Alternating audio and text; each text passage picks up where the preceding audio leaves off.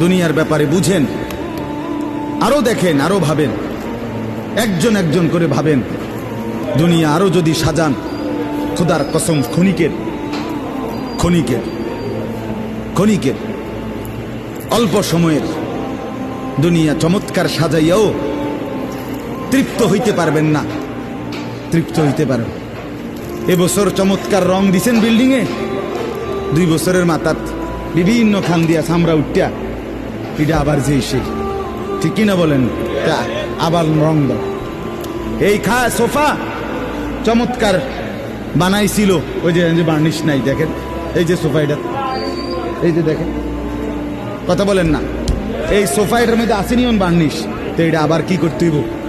তো লাভ হইল কই? দুনিয়া তো ধোকা, দুনিয়া ধোকা।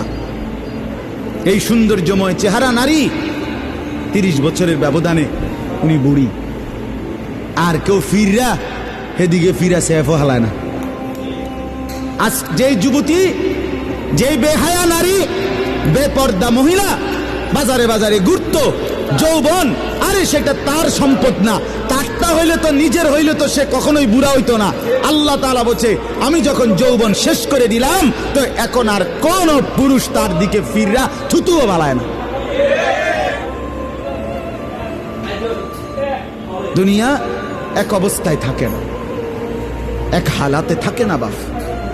এজন্য ছেলেদেরকেও বলি, বাপ জিন্দেগি সুন্দর কর।